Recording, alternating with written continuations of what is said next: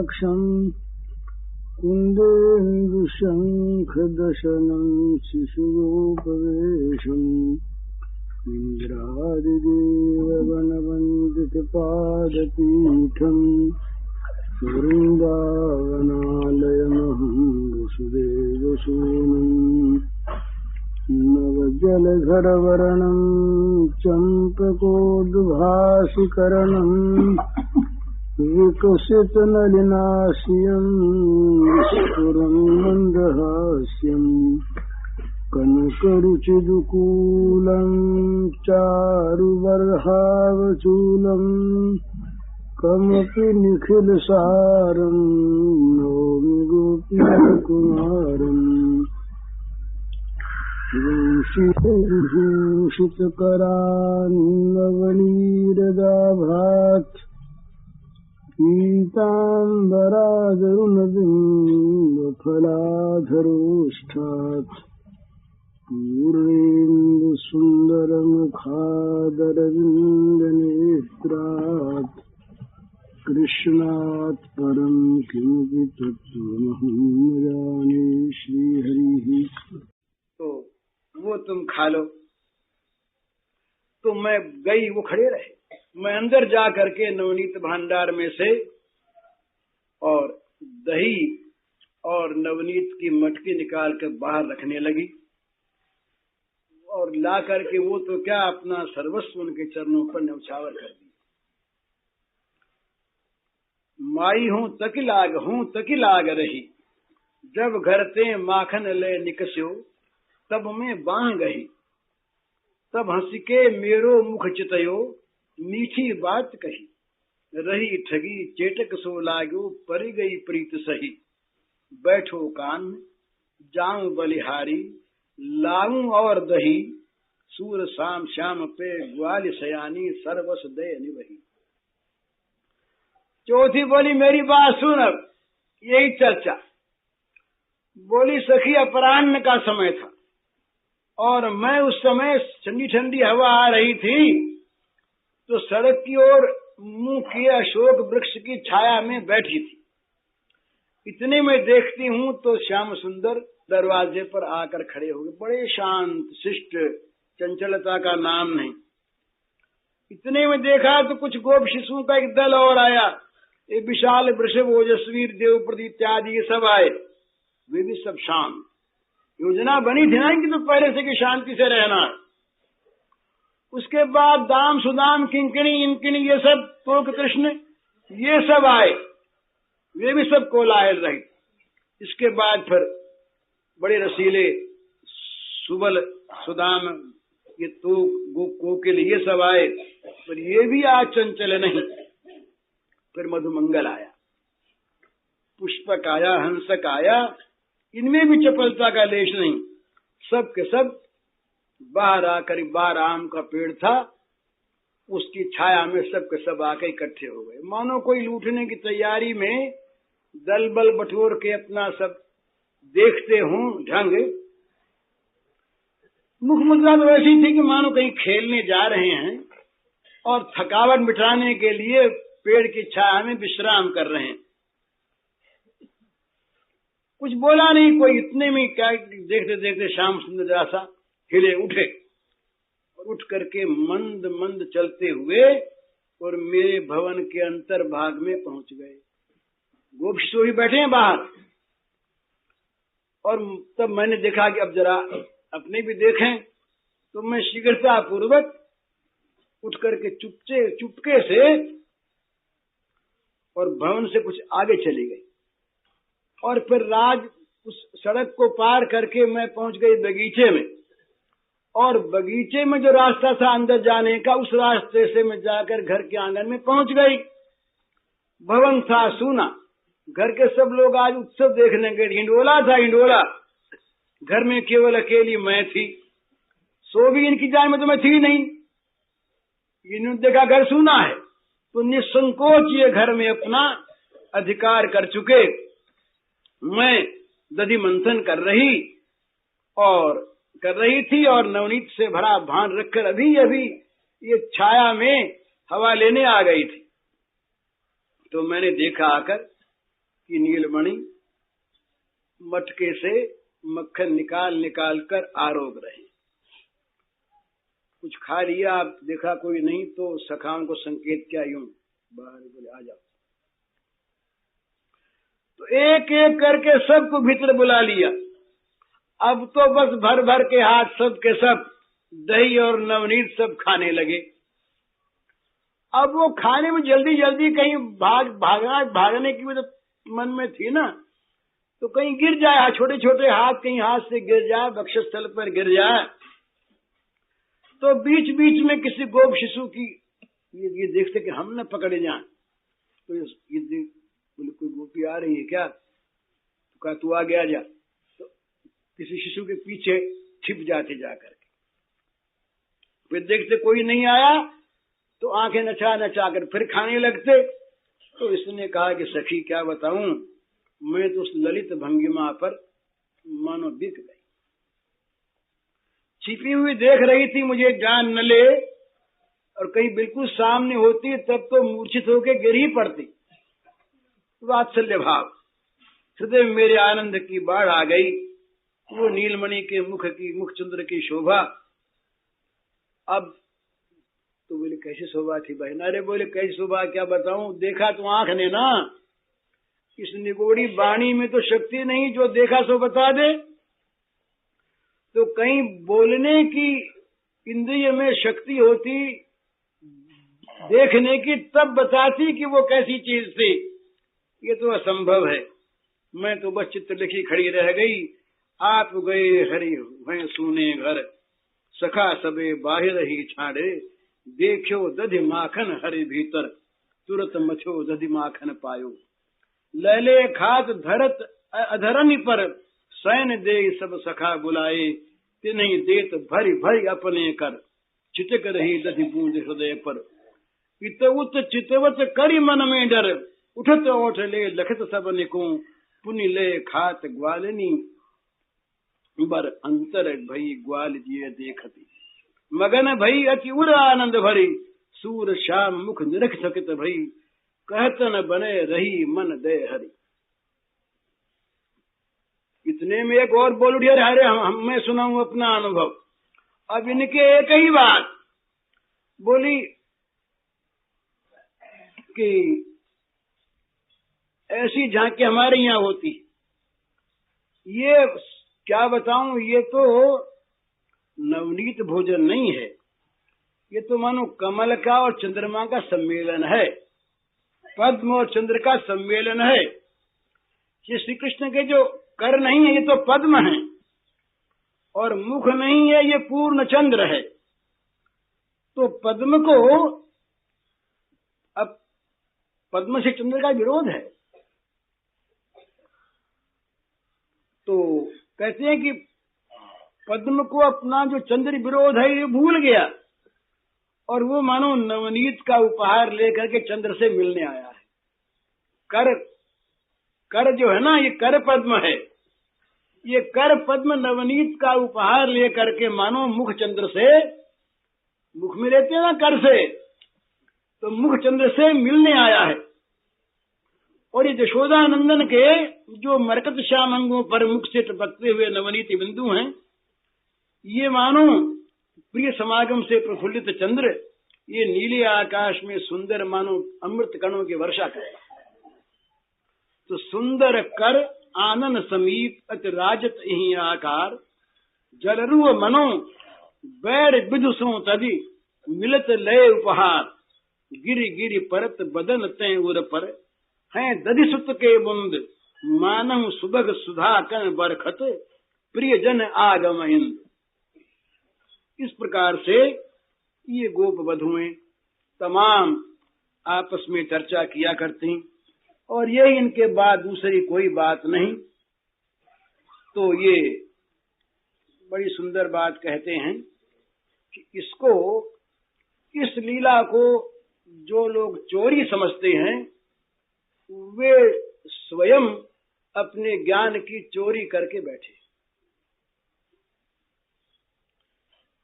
चोरी दूसरे की वस्तु होती है, चोरी बिना इच्छा ली हुई होती है, चोरी अनजान में होती है, ये तो गोपियों के घर, गोपियों की दी हुई चीज उनकी मन की इच्छा पूरी करने के लिए, और ये भगवान की लीला रही, इसको चोरी मानना ये एक प्रकार से अज्ञान का प्रदर्शन करना है।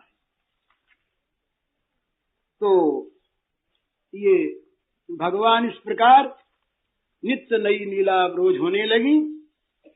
एक दिन गोपियों ने विचार किया कि भाई एक काम करें, जरा मैया को इस बातें बता तो दें तो वो सुनकर राजी हो। उलाहना देने का ये मतलब नहीं कि ये मन में नाराज हुई हूं, हमारे घर चोरी हो गई और तुम्हारा लड़का चुरा के ले गया, बड़ा बदमाश है, इसको दंड दो, इसलिए नहीं। वो चाहती दंड वंड तो कहीं मैया दे नहीं, और जा करके वहां पर हम उलाहना दें, देखें और सब बात सुनावे मैया को, और मैया भी आनंद में झूम उठे और जरा से डरे, और फिर हम इनकी ओर इसकी ओर देख हंस दें तो ये हंसने लगे तो हमको बड़ा आनंद आवे। इस प्रकार मनोरथ करके वे सब उलाहने का मिस लेकर और वे पहुंची नंद बाबा के यहाँ। तो ये भागवत में ये शुरू होता है कि ये पहुंची और जा करके क्या कहा, वत्सान मुंचन क्वचित समये क्रोश संजात हासः स्तेयं स्वादत्यथ दधिपय कल्पितैस्तेयो वैः मर्कान् भोक्ष्यन् विभजत सच्चेन्नाति भाण्डं भिन्नति द्रव्यालाभिसग्रे कुपितो यात्युपक्रोश्यतोकान् हस्ताग्राह्ये रचयति विधिं पीठकोलूखलाद्यैः छिद्रं ह्यन्तर्निहित वयुनक्षिक्य भाण्डेषु तद्वत्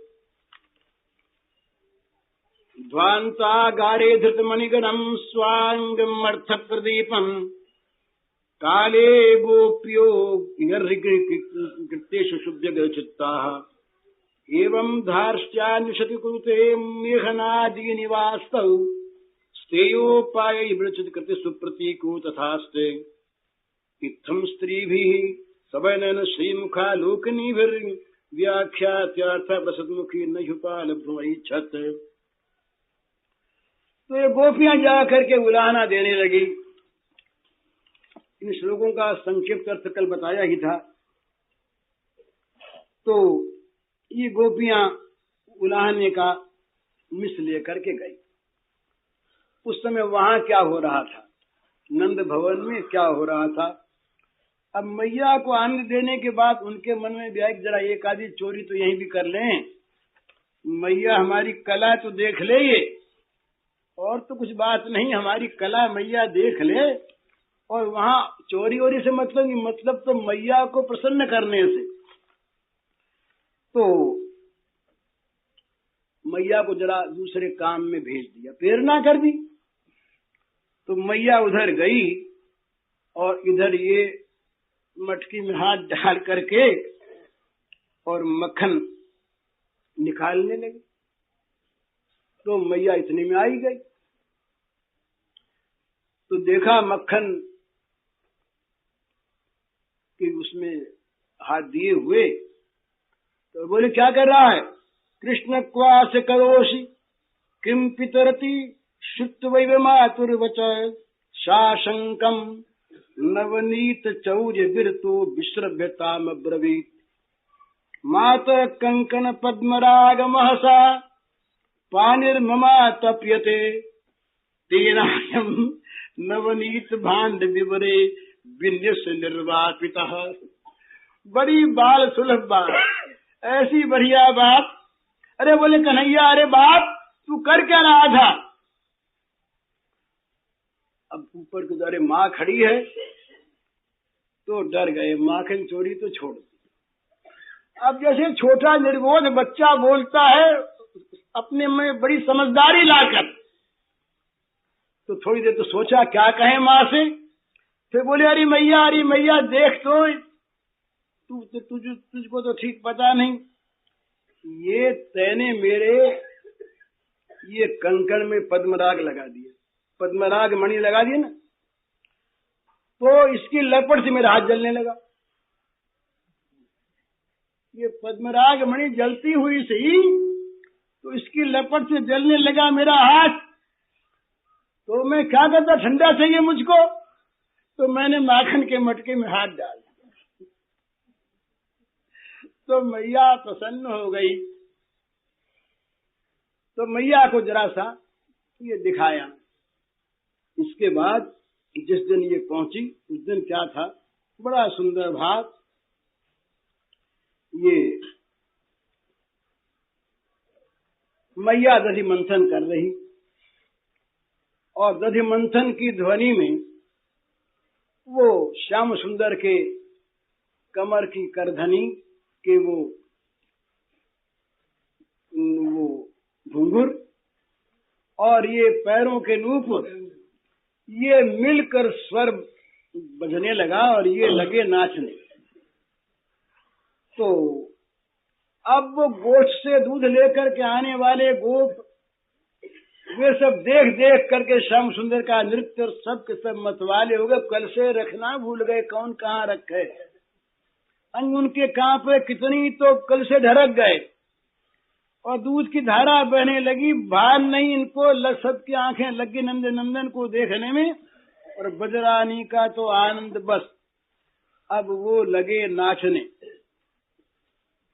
ये जो जो बिलोवे त्यों त्यों वो शब्द सुन सुन के उनके साथ ताल दे दे करके नाचे, तो त्यों त्यों मोहन नाचे। जो जो रही घमर को होयरी, तैसी किंकन धुनि पगन ऊपर, सहज मिले सुर दोई, दोनों सुर मिल गए। कंचन को कठुरा मन मोचन, बिच बघ न रहो पोयरी, देखत बने कहत नहीं आवे, उपमा को नहीं कोयरी। निरख निरख मुख नंद सुवन को, सुरवर आनंद होयरी, सूर भवन को तिमिर नसायो, बल गई जनन निर्ज सोयरी। ये बड़ा आनंद, नाचते नाचते ही ब्रजनंदन बस आनंद मत्त हो उठे। बजरानी ने हाथ में लिया वो एक बड़ा सुंदर लौंदा माखन का, बोली ले ले। अब ये बार बार इनको अब मणि खंभे में एक बार गोपी के यहाँ गोपी को वहम हुआ, एक बार स्वयं ये श्याम सुंदर को वहम हुआ, और आज मैया को वहम हो गया। ये मणि खंभे के पास ही थी, श्याम सुंदर वहीं थे, तो देने लगी श्याम सुंदर को। दिखा अंदर दूसरा मणि खंभे में, तो ये चकित हो गई, भूल गई मैया। बोली एक सा नाच रहे हैं, एक सा स्वरूप है, ये नीलमणि दो आ गए क्या, एक था दो हो गए क्या। अब ब्रजेश गहनी वो गृहिणी पड़ी से बिचारे रसस्रोत में बह गई, चित्त उसका और भी चंचल हो गया, बुद्धि ठग गई। ब्रजानी ने सोचा कि नहीं दो ही हैं ठीक, तो अब दो भाग, बोली बड़ा अच्छा दो हो गए लाला, दो हो गए, एक से दो हो गए, तो माखन के दो हिस्से कर दिए। कभी कर्णपुर ने इसको देखा और देख करके स्तवन किया। नृत्यंतम अत्यंत विलोकनीयम कृष्णम मणिस्तम भगतम मृगाक्षी, निरीक्ष साक्षादिव कृष्ण मगरे जुधावितेने नवनीतमेकम। मैया ने देखा दो हो गए, तो कहा दोनों को खिलाना है ना, दोनों बच्चे एक, अरे एक के दो हो गए, तो वो नवनीत के दो भाग करके खिलाने लगी। ये दृश्य यहाँ हो रहा था। इतने में उलाहने का मिस लेकर के और पहुंच गई वो सब। पहुंच करके अब वो इन्हीं श्लोकों का भावार्थ है। अब वो कहने लगी मैया देख। अरे बोली क्यों आ गई आज तुम सब के सब इस समय, देखने आई हो के लाला को। अब मैया के मन में दो चीज, एक तो ये चीज मैया के मन में कि देखने आई है तो जरूर और सब आशीर्वाद दे जाए मेरे लाला को, खुश होके जाए। और दूसरी मैया के मन में ये कि कहीं नजर न लग जाए किसी की, कहीं किसी ने लैला को नजर लगा दी, माधुरी है, ये वात्सल्य भाव है ना। तो मैया दिखाना भी चाहे और न दिखाना भी चाहे, पर बोले क्यों आई हो? बोले क्या करें, जरा गुस्से में बोली। तब मैया को ये हुआ कि नजर तो नहीं लगेगी, नजर तो मोहित होने पर लगती है ना, ये गुस्से में बोलती है तो आशीर्वाद नहीं देगी। तो मैया नम्र हो गई और वो जरा आंखें उनके लाल, तो बोली, यशोदा रानी ने कहा कि क्यों आई? तब वो बोली क्यों आई बताऊं क्यों आई? ये तेरा जो लाला है ना, यह तो छोटा सा, अयि ब्रजराज भाविनी तांत तुरंत भाव अयम तव कुमारः यदयम द्विपत्र एवाधुनाधुना इव भुवन मवलमान पल्लीलोपि चरितमभ्यासति स्थित्वा व किम विधास्यति। आनंद वृंदावन चल दूंगा है। कहीं कहा ब्रजरानी क्या बताऊं, अभी ये जरा सा बच्चा, लेकिन देख ये बड़ा उच्छृंखल होता चला जा रहा है। अभी छोटा सा पौधा और अभी अंकुरित हुआ, केवल 2 ही पत्ते लगे हैं अभी कौन सा बड़ा हो गया। पर अभी भी इसकी ये दशा है कि सारे भुवनों को कपा रहा है। जब शक्ति विकसित नहीं है और कहीं ये बड़ा होकर के यूं होता रहा तो ये तुम्हारे ब्रज को नष्ट कर डालेगा। बड़ी इसकी चेष्टा आजकल ऐसी हो रही है।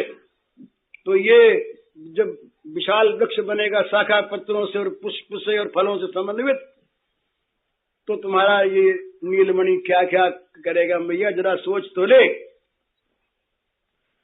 इतना ही कह गई, अगली बात कह नहीं सकी। देखा श्याम सुंदर की ओर, देखते ही मोहित हो गई, आंखों में प्रेमाश्रु आ गए, चुप हो गई। यशोदा रानी के गोद में बैठे हैं आप, गोद में स्वर्ण सिंहासन यशोदा रानी बैठी, गोद में आप बैठे और मैया वो कुछ खिलाने का उपक्रम करने लगी।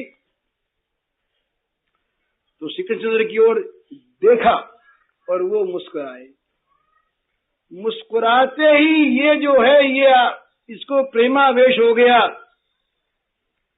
और ऐसी भंगिमा से इतनी उन्होंने देखा कि इसके मुख पर हंसी आ गई। पर देखा कहीं हंस दिया मैंने इधर तो ये उलाहने की मेरी मुद्रा ही नष्ट हो जाएगी। तो मुंह फेर लिया और अपने हंसने को कैसे ही रोका। यशोदा बोली तू तो बड़ी कविता करने लगी सखी हैं? ये नीलमणि पर तू तो बस रचना ही करने लगी। अरे बता तो सही क्या किया।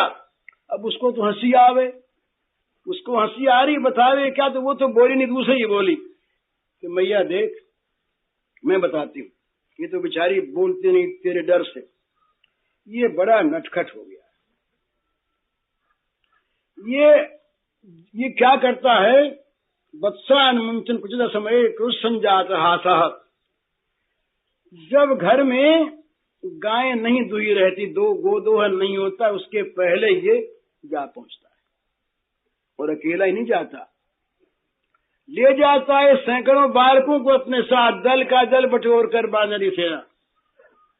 और कब पहुंच गया पता नहीं लगता ये कैसे जाता है, और जा करके बछड़ों की रस्सी खोल देता है। तो बछड़े सब के सब दूध पीने लगते हैं। अरे हम दौड़ती हैं पाकर, सब गोप दौड़ते हैं, तब तक तो बछड़े अपना अपना दूध पी चुकते हैं। और ये काम कब करता है तुमको मालूम है? ये देखता है कि कब ये खाली बैठी है, कब काम कर रही है। तो जब हम खाली होती तभी नहीं जाता ऐसे। हम जब घर के काम में फंसी हों और इसको डर न रहे कि ये कोई पकड़ लेगा, तब जाता है। और जा करके असमय, कुछ असमय, तब जाता है और तुरंत ऐसी चेष्टा करता है। तो बोले तुम ये काम नहीं करती, डरा के भगा दिया करो। बोली क्या भगावें? अदुग्ध दुग्धेषु गवांगनेषु निपायत्येषु विमुच्य वत्सान संभूय भूय क्रियते यदा वा रोषस्तदा लुम्पति तम स्मितेन। बोले तुम कहती हो डरा दिया करो। अरे बजरानी क्या कहें, ये जब हमारे कुछ गुस्सा आता है हम डराने जाती हैं तो इतने में हंस देता है। तो इसकी हंसी इतनी मोहिनी है कि हमारा तुम्हारा तमाम क्रोध शांत हो जाता है। हम कुछ वहां बोल सकती ही नहीं। तब बताओ इसको, भैया को गुस्सा नहीं आ रहा, भैया तो देख रही है कि सयाना हो रहा है। बुद्धू नहीं रहा, बुद्धू, इसमें बुद्धि आ गई। तो हंस करके बोली मैया कि अरे बता तो सही, ये फिर करता क्यों है, क्यों करता है ऐसा, कुछ तो कारण होगा। तो दूसरी गोपी बोली नंदरानी क्या बतावें, ब्रज में तुम्हारा राज और तुम मालकिन और ये तुम्हारा बेटा। तो अब बताओ ये हम इसको कैसे देखती हैं। अरे मालिक का लड़का है, राजकुमार है, तो दोष इसका कैसे बताओ। तुम नाराज मत होना, तुम मालकिन ठहरी। देखो ये बड़ा चटोरा हो गया है। हमारे घर में बड़ा सुंदर सुंदर सुस्वादु, बड़ा स्वादिष्ट ये दूध मक्खन और नवनीत होता है, ये सब तो ये खाने के लिए करता है, सब चटोरा है ना। तो जब हम सब जाती हैं बछड़ों को बांधने के लिए, तो भी घर देखता है सूना, तो भी हमारे घर में प्रवेश करके सब चीजें खा लेता है और सबको खिला देता है। और ये बड़ी बड़ी युक्तियां जानता है, चोरी की कला में बड़ा निपुण है। स्तेयम स्वादिपय कल्पित स्तेय योग ही, स्तेय योग में ये पारंगत समाधिस्थ है, ये बड़ा इसमें निपुण हो गया। चोरी की कला ये जितनी जानता उतना कोई जानता ही नहीं। स्तेयो पाया गुरु राम खिले, इस सारे चोरों का गुरु है ये। तो बजरानी हंस करके बोली कि अरे पगली, मालूम होता है जब खाने को जाता है तो खाने को दे दिया कर, तू देती नहीं है, तू कंजूस, तू देती नहीं। ये ठहरा छोटा है बच्चा, तो शिशु स्वभाव बस ये तेरे घर में छिप के खा लेता होगा, इसमें कौन सी बात हुई। तो गोपियां बोली नंदरानी तुमको तो मालूम नहीं इसके तो ये तुम्हारा क्या क्या करता है। ये जब द्वार पर जाता है तुम कितना आग्रह करती हैं कि बेटा खा ले, मक्खन लेकर के आती हैं, न मालूम क्या क्या करती हैं। तब डांटता, बोले दिखाने आई है मक्खन, हमारी माँ के घर में मक्खन नहीं है, तेरे घर में मक्खन रखा है, क्यों खाऊंगा मैं तेरे घर, नहीं खाता जा। तो बोले मैया इसको तो दी हुई चीज तो भाती नहीं, चोरी हुई चीज इसको भाती। तो बजरानी हंस पड़ी, हंस के और लल्ला का मुंह चूमने लगी। अब भगवान ने बंकिम चितवन से टेढ़ी नजर से उनकी ओर देखा, फिर माँ की ओर देखा, मानो दोनों के हृदय को देख रहे हैं कैसा क्या भाव हो रहा है। तो देखा कि गोपियां तो खाली ये मुझको देखने के लिए आई हैं, उलाना उलाना कुछ है नहीं। और मैया के मन में गुस्सा आया नहीं, ये मैया भी हंस रही हैं, नहीं हंसी तो मुंह क्यों चूमती। तो ये मैया भी राजी है। तो इतने में नंदरानी बोली गोपियों से कि अरे देखो ये जैसा मेरा बेटा वैसा तुम्हारा बेटा, तुम्हारा ही तो है, इसने तुम्हारे घर में अगर मक्खन खा ही लिया तो कौन सी बात है, तुम्हारे तो घरों में मक्खन के भंडार भरे रखे हैं। ये कहना था कि गोप सुंदरियों को तो आज खेल देखना। तो वो हाथ नचा नचा कर बड़े जोर से बोली, अरे बोले मैया ये खाता है, खाता तब तक तो बात खैर, खा ले कुछ भी खा ले, कितना भी खा ले, पर तू तो देख पाती नहीं कितना उपद्रव मचाता है। ये हजारों हजारों बंदरों को बुला लेता है और अकेले घर में घुस करके मटकों के मटके मक्खन के और दही के दूध के निकाल निकाल के बांदरों में फैला देता। अब बंदर जो हैं वो बड़े छोटे बूढ़े सब बंदर तो एक से ही बंदर होते हैं ना, बंदरों में छोटा बड़ा क्या है, तो बूढ़े बंदर भी तमाम आ जाते हैं वहां पर खाने के लिए। और जब बंदर खाते खाते थाप जाते हैं, बंदरों का पेट भर जाता है, तब ये क्या कहता है, तुमको तो मालूम नहीं भैया, ये अपने सखाओं से कहता है कि देखो भैया ये गोपी बड़ी फूहड़ है समझे, इसके घर का मक्खन और दही जरा भी स्वाद नहीं, तभी तो ये बंदर भी नहीं खाते देख ये मक्खन पिलोना भी नहीं जानती, न इसे दही जमाना आता है, ये तो खाली ऐसे ही मूर्खा है। यूं कह करके और वो कहता है कि बोले चलो इसके यहाँ नहीं आना है, ये मक्खन बनाना नहीं जानती।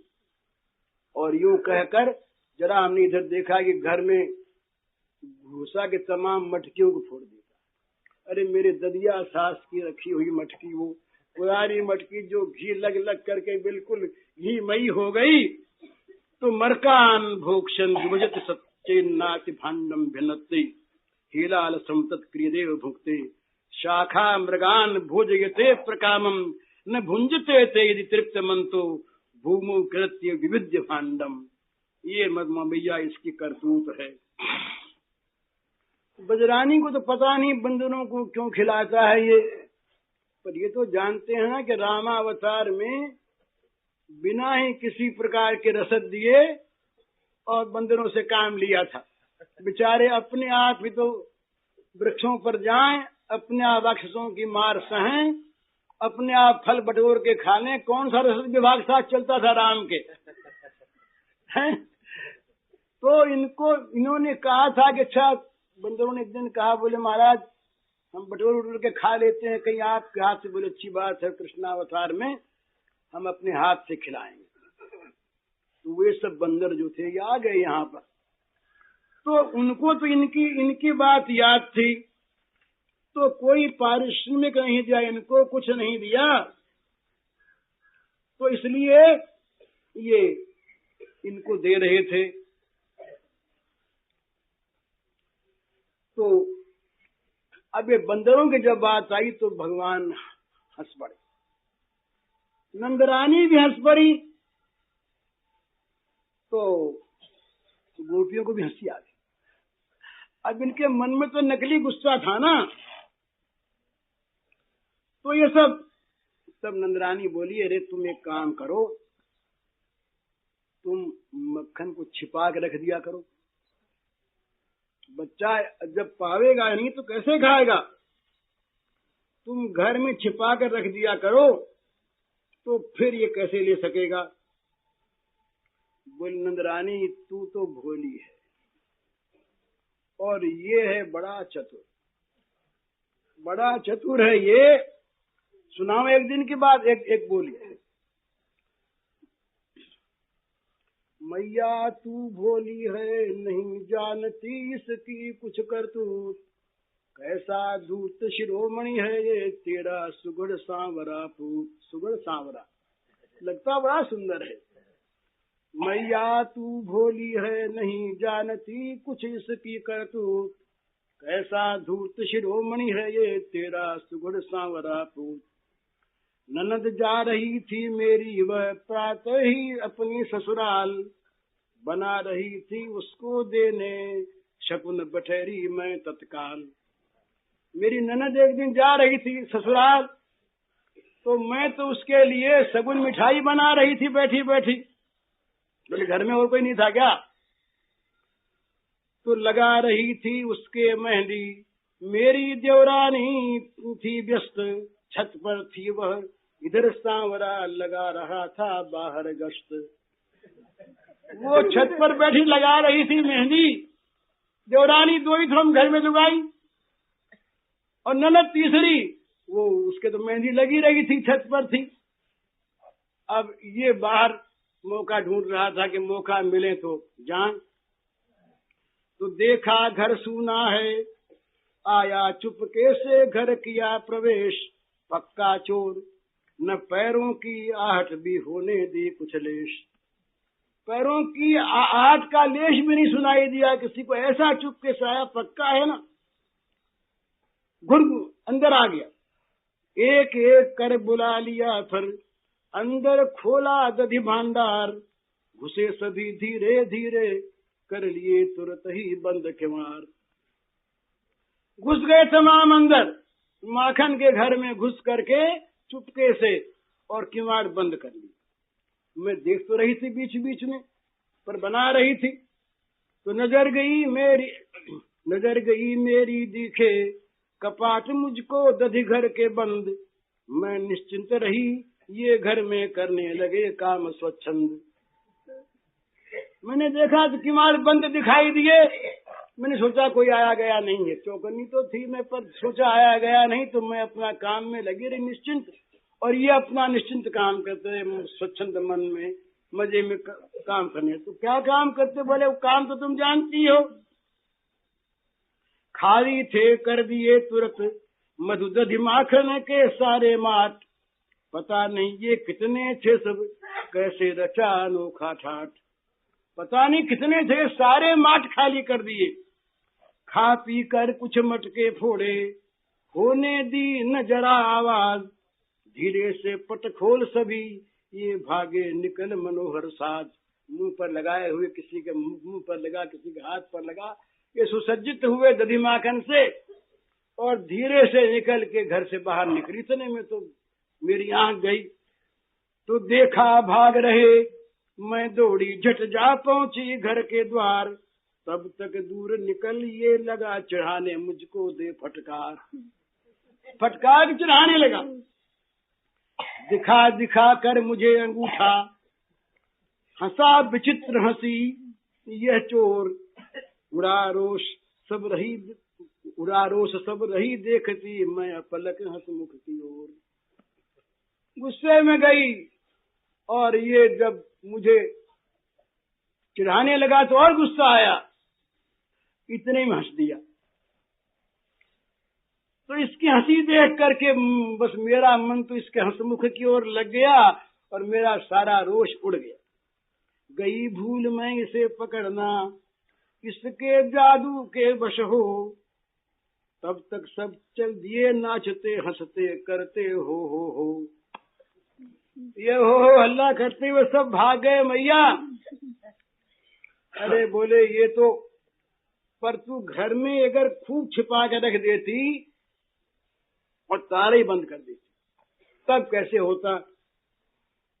बोले मैया तू जानते नहीं है, एक दिन की बात है, तो हमने अंदर रख दिया और दरवाजा बंद कर दिया। तो ये अंदर गया, इसको कुछ मिला नहीं। ये किया हमने, तुम्हारी वजह हमारे पहले ही ध्यान में आ गया, हमने दरवाजे के ताले ढक दिए। जब नहीं मिला तो इसको बड़ा गुस्सा आया। तो द्रव्यालाभे से गृह कुपितो यात्युक्त क्रोशतो काम, दूरे स्थितो गर्जित तिष्ठ तिष्ठ भू दग्ध्वा गृहम ताड़ितास्मि बालकान। बोली तेने दरवाजा बंद कर दिया आज, देख ठहर, अभी मैं जलता हुआ अंगारा लेके आता हूँ,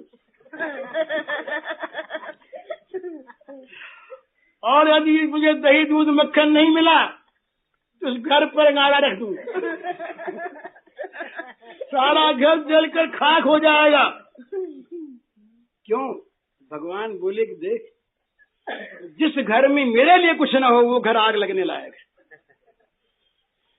जिस घर में भगवान के लिए कुछ न हो उस घर में आग लग जाए। और बोले फिर देख, अगर नहीं मिला केवल आग नहीं लगाऊंगा, घर के बालकों को ऐसी मारूंगा कि हमेशा याद रखेंगे। इस प्रकार कहकर बोले ये, और बच्चे सो रहे थे, उसके चिकोटी च्यूंटी काट काट कर भाग। बच्चे चिल्ला उठे, तो मैया इसके सामने चलती नहीं कुछ भी। बोले तुम डांट दिया करो। अरे बोले मैया ये भी करके देख लिया। एक दिन किसी ने बोले हम तो डरती थी कि हमारे घर में बहुत लोग, तो किसी छोरी ने कह दिया कि चोर है चोर। तो ये कहते ही इसकी आंखें लाल और रोष में भर गया। तो बोला मैं चोर नहीं, तू चोर, तेरा बाप चोर, तेरी माँ चोर, तुम सब। बोले कैसे चोर?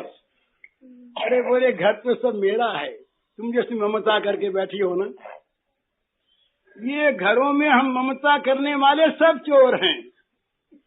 घर भगवान का, घर की चीज भगवान की, हम कहते हमारी, हम कहते मेरी, ये मेरा, ये मेरा, ये मेरा, ये हम भगवान की चोरी करते हैं। भगवान की चीज भगवान की माने भगवान के अर्पण करें। तो नीलमणि बोले कि मैं चोर नहीं, ये घर में चोर एश इति केनचिदुक्त क्रुद्ध एवं निगदत धृष्ट त्वं चोरिदमेव तदीयं मदीयं गेहमच सकलमिमैव। बोले सब कुछ मेरा है, बोले सब कुछ मेरा है, ये घर मेरा, घर की प्रत्येक वस्तु मेरी, घर का मालिक मैं, तुम मालिक बन बैठी, तुम चोर हो। यूं बोले इसने खींच करके हम लोगों से कहा। यशोदा रानी तो जब ये करतूत सुनी, देखो कितना होशियार है, ऐसी ऐसी बात कहने लगा ये, तो मैया मुस्कुरा उठी। तो फिर बोली ये यशोदा मैया फिर बोली कि अच्छा भाई, जरा देखा श्याम सुंदर क्यों डर तो नहीं गया? मैया को डर बहुत है कि कहीं ये डर गया तो कहीं इसको कुछ हो गया। अरे डर के मारे बच्चा है, कहीं सहम गया, कहीं पसीना उसे नहीं बच्चे के आ जाए तो मैया को बड़ा दुख हो। तो फिर गोप सुंदरियों की ओर देख करके बोली अच्छा बोले बहनों तुम बताओ तुम्हारे घर में क्या क्या क्या कितना नुकसान किया है, मुझे हिसाब किताब तो बताओगी। गोप सुंदरियां सब अपना अपना हिसाब बताने लगी। तो बोली कि भाई तुम एक काम कर, हिसाब तुम्हारा सुन लिया, जो कुछ हुआ उसका तो तुम हर्जाना ले लो, और आगे के लिए तुम हमारी बात सुनो, ये तुम ऊंचे छींके पर रख दिया करो, बहुत ऊंचा छींका इतना रखो कि जहां इसका हाथ पहुंचे ही नहीं, तब ये कैसे चोरी करेगा बताओ, नन्हा सा बच्चा है ना। तो बोले मैया ये भी हमने सबने करके देख लिया, ऊंचे छींके पर जब हम जब रखती हैं हाथ नहीं पहुंचता, तब ये क्या करता है, हस्ता अग्राह्य रचति विधिम, पीठ को लूखला दिए ही, करालभ्ये पीठम विरचयति पीठो परिपुनस् तदूर्ध्वं तच्चान्य तदुपरि समारोप्य चरणौ समुद्बाहु शिक्या दधिचनवनीतादिचहरम् निषिद्धश्चेत् कैश्चित् क्षिपति सकलम तूर्णमवनौ। बोली मैया हमने करके देखा, जब ऊंचे छीके पर हाथ नहीं पहुंचा इसका, तो उसने क्या किया कि पीढ़ा रखा, पीढ़े उखल, और फिर उस पर एक पीढ़ा, और उस पर भी जब हाथ नहीं पहुंचा तो फिर दूसरा पीढ़ा रखा, फिर तीसरा पीढ़ा रखा, उस पर भी हाथ नहीं पहुंचा तो एक सखा से कहा चढ़ो इसके ऊपर, चढ़ाया, फिर उसके पीठ पर आप चढ़ गए। आप बोले लगा करने, वो नवनीत हरण चोरी करने लगा, और बोले किया क्या, गुस्सा आ गया, तो छींके से यूं उलट उलट के तमाम मटकों को नीचे फेंकने लगा, और बोले मैया मेरे घर की बात नहीं कहती मैं, ये घर घर में सब घरों में ऐसे ही करता है रोज ही। तो बोले और ऊंचा कर दिया, तो बोली और ऊंचा किया, और ऊंचा किया। दूसरी बोली तो इसने क्या किया कि पत्थर फेंक के फोड़ा, निशाना बना लिया, और वहां से लंबी छड़ी उठा ली, और उठाकर उसके नीचे से यूं उठा करके चढ़ गया एक के कंधे पर, और छड़ी की नोक से उसमें छेद कर दिया, और बोले मैया ये बड़ा निपुण है, जितना बड़ा मटका उतनी छेद करता है, ऐसा नहीं कि बड़ा छेद कर दे, और ऐसा भी नहीं कि आसपास छेद कर दे, जहां से ठीक ठीक वो मक्खन और दही आ सकता हो, और जितना इनके उसके मुंह में पड़े उतना ही चौड़ा उतना ही लंबा, तो वह चीज सिद्ध करता है ये इस कला में निपुण हो गया है। और फिर कहता है कि सब अपना अपना मुंह बांधो, तो छेदों के नीचे सब अपना मुंह बांध देते हैं, तो धाराएं ठीक मुंह में गिरती है। छिद्रम ह्यंतर विनीत वयुन शिक्ष भांडेषु तद्वित, ये तदबीर बड़ा बड़ा निपुण सब कला जानता है। बोले मैं भैया सुनाऊं एक दिन की बात, इसने क्या किया इसकी चतुराई सुनाऊं मैं तुमको। मैंने छींके पर भार रखा, और तो ये सोचा कि मुझे पता कैसे लगे तो चुपके से आता है, तो मैंने छींके के साथ एक घंटी बांध दी कि छींका हिलेगा तो घंटी बजेगी, छेद करेगा तो घंटी बजेगी, तो मैं जा पहुंचूंगी, पकड़ लूंगी। तो ये व्यवस्था करके मैं तो अपने काम में लग गई।